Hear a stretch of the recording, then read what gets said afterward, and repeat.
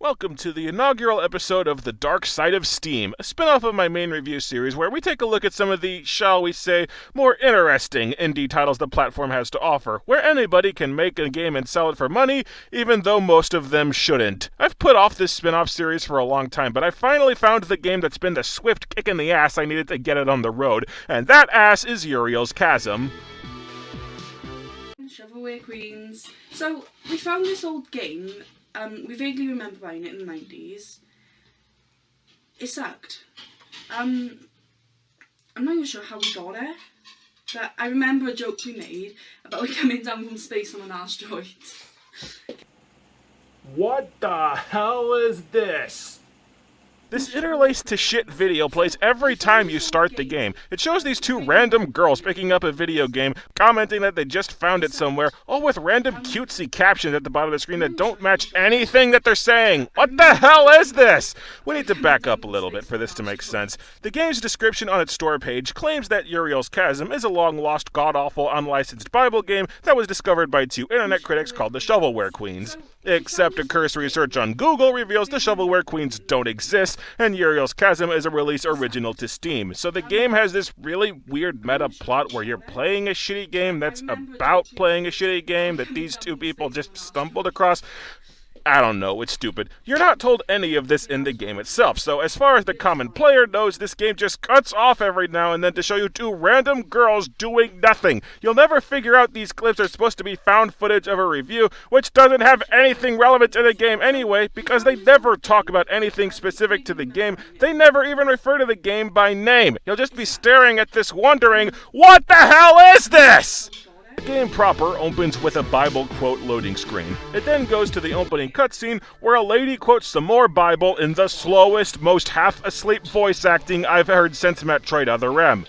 It abideth alone, but if it die, it bringeth forth much fruit. You can't skip any of the cutscenes, by the way. The game basically traps you in place while it plays religious propaganda for you.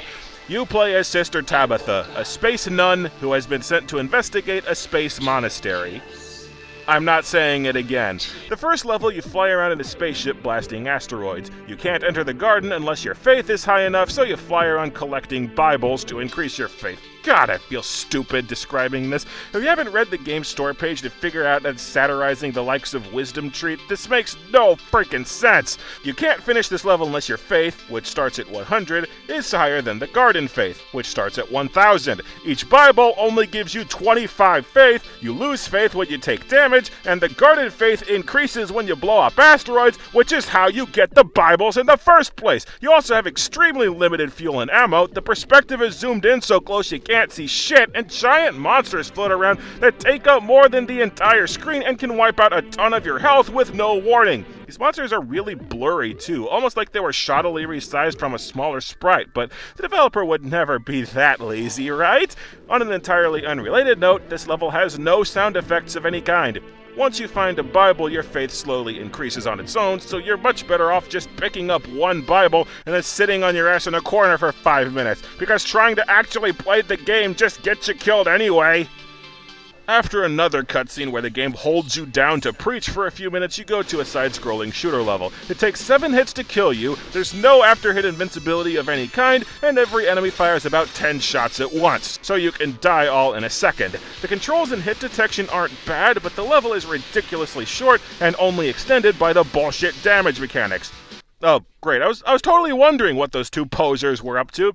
One of the girls rage quits, can't say I blame her, so the hot one gets a guy friend to help out with the whatever this is. I think they say the other girl has started praying to herself in the next room. The audio was so bad I honestly couldn't tell you. What I can tell you is that the only thing these supposed critics ever say about the actual game is why isn't there an options menu, which is smack dab on the bottom of this game's list of problems. But since you mentioned it, the controls only use the arrow keys and the Z key to shoot, and they can't be rebound, which is awkward in this bullet hell twitch reflex second level. Okay, that was random. Leah just got up and walked out.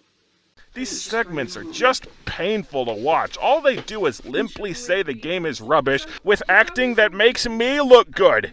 The third level has no enemies. You walk around a completely empty level finding 7 crucified Jesuses, each of whom recites a Bible quote when you find them. Funny thing is, the dolt who made this couldn't be bothered to factually find 7 Bible quotes, so 2 of the Jesuses repeat quotes from other ones, and one of these recycled quotes is further recycled from the opening cutscene. There's no way to die, and the controls are ass. This level is a complete waste of time. Why is this here? And what does it have to do with investigating the monastery? You're told these are Sister Tabitha's friends, but you're told this by a melting face?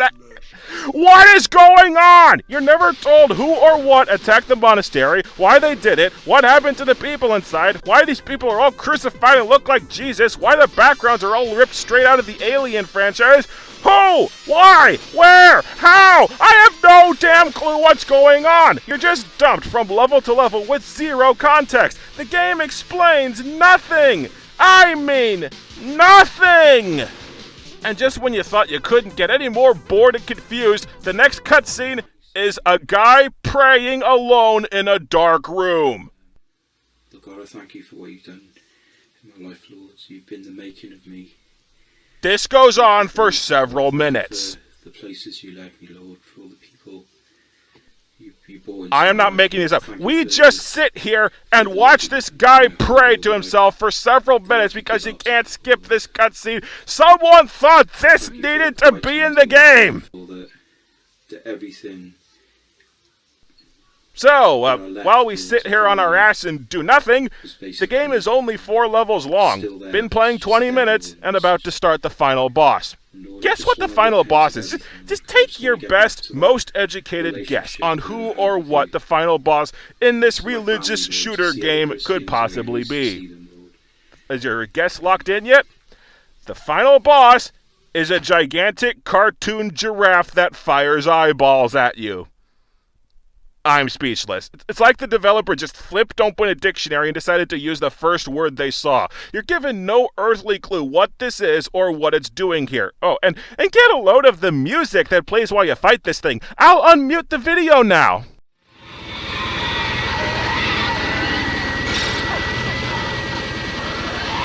What is that? Right before the previous cutscene ends, the words, "We've missed you," appear on the bottom of the screen, and they stay at the top of the screen during this boss. Is that why the noise is so obnoxious? Now the game's trying to be one of those hokey, creepypasta games that acts like it drives people crazy? I have a question, though. The only thing those people you kidnapped and set a camera in front of do after they've played the game is pray. So, are you saying the game drives people crazy? Or are you saying the game converts people to Christianity? Because it kind of feels like you're saying those are one and the same. Dillhole! And then it's over. Yep, once you kill the boss, the game just smash cuts to at the end screen. We don't see the boss die, we don't see any cutscene wrapping up the story, we don't see any more of the shitstorm queens, just cut to black and there's no way to exit this screen. It's like the game gave up. Of course, quitting and just cutting off is probably better than what would have happened if the developer had exerted effort on an ending anyway.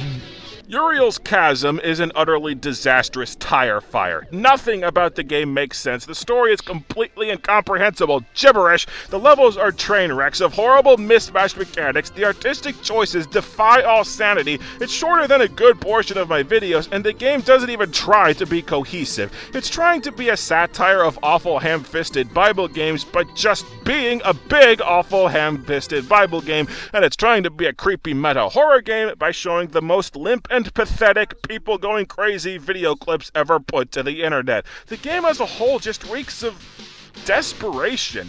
Every now and then an indie developer hits rock bottom, and they decide that if they can't be famous, they'll shoot for being infamous. They make the most inconceivably horrible game they can manage in the hopes they'll be the next Titus or Digital Homicide. After all, Superman 64 is a god-awful game, but everybody knows who Titus is because of it. You can tell the developer of Uriel's Chasm wasn't even trying to make a good game. He was trying to make a bomb that would catapult him to infamy. And he was so desperate, the game's own description goes on about how bad bad it is, and the game tries to jumpstart its own bandwagon with made-up critics bashing it. But these bomb games never ever work. Games that are intentionally bad aren't a tenth as interesting as something like Superman or Ride to Hell that tries to be good, that thinks it is good, and fails in grandiose fashion. So not only do you not get the fame you're so desperately craving, but you've sunk your reputation by selling utter shit on purpose. A guy peeing himself on accident is funny. A guy peeing himself on purpose to try and get the same laugh as the first guy is just